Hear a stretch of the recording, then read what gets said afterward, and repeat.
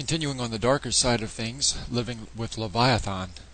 And the quote is from Francis Bacon. He writes, or wrote rather, "He that hath wife and children have given hostages to fortune, for they are impediments to great enterprises, either of virtue or mischief." Well, perhaps this deserves some explanation, but and that to include some background on Francis Bacon, but because of time, I'm not going to do that right now. Perhaps you can take that one on yourself. Living with Leviathan and writing about Leviathan. Here I am trying to resolve some criminal-related fees for attempting to contact my own children, of which has been criminalized, and was, in my view, not only expensive, but as well very costly, and that implies beyond the financial expenses the criminal fees.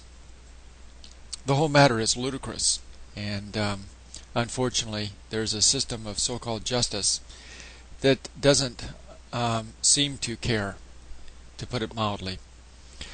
Here's the letter. I received the updated verification document. Now I realize what happened. Total obligations of $13,020.64 were paid in full in May of 2010. The updated document lists 2 items that increased from the original document. Items identified as account sequence 3 and 4 increased from $151 to $273 and from $201 to $373. So these 2 additional costs, let me give you a little bit of background. Here's what it boils down to. The state, this being the state of Florida, indicated in September of 2008 when I was released from jail that I owed a certain amount of money. But in May of 2010, they changed that.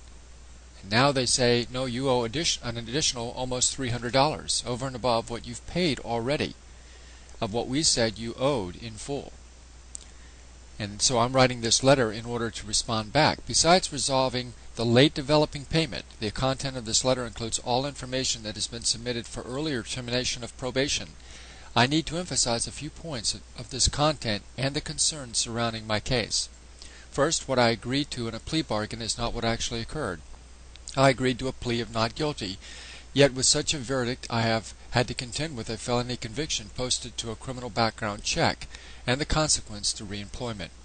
Of course, such a verdict raises the question of why I'm on probation or under supervision in the first place.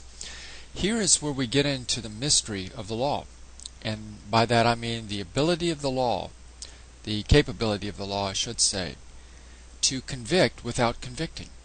So they never convicted me of the charge, but I'm treated as a convict. I'm treated as a convicted felon. Now, how do they do that? Well, they do it because they can. They have the power to convict without convicting. Second, I have undergone a series of mental evaluations, 3 ordered evaluations from 2003 to 2008, for which I bear the expense and which the end result is meaningless to the courts or case. Basically, the outcome or results of these evaluations have been consistently inconsequential in terms of application and admission to my fitness as a parent and other respects. Now, this alone is an example of the absurdity of the legal system that continues to exercise the same power and same procedure to order a fitness, or rather to order a mental evaluation, and then when the results return, to ignore them. So, besides the fact that it's a waste of taxpayers' money, it's additionally a waste because I end up paying a portion of that cost, and the authorities, do nothing with the results. One has to easily question what the intent of the law was all along. Third, I have learned as of late that the amount of financial obligations have been changed. The change amount pales in comparison to the losses in income and arrears and child support among the financial and other costs post-divorce. In summary, the authorization and enforcement of a falsified and fraudulent injunction has reckoned enormous cost and been immensely destructive.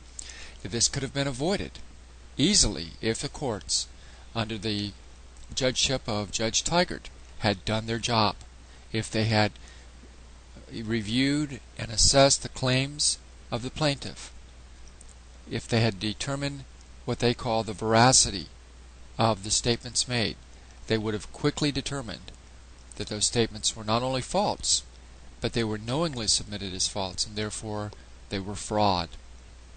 But the courts didn't do this. Again, the courts don't care.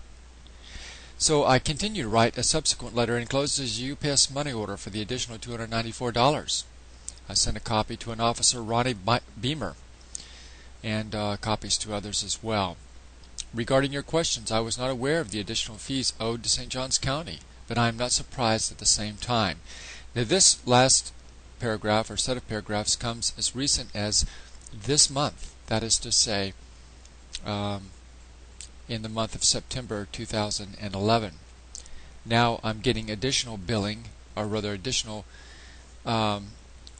apparently there are additional fees coming from St. Johns County which I was never informed about, never made aware of by any measure or any means.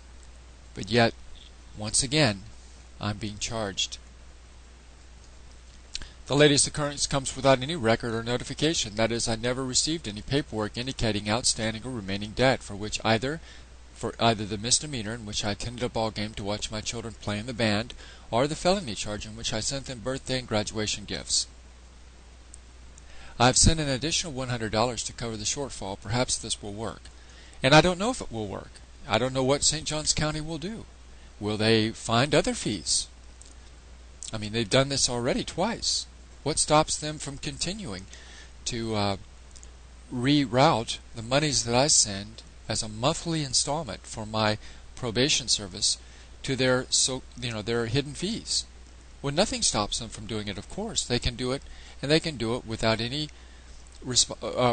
accountability, without any opportunity on my part to have the matter resolved, to obtain some sort of arbitration, as it's commonly called, at the aim of resolving the matter and determining who's at fault.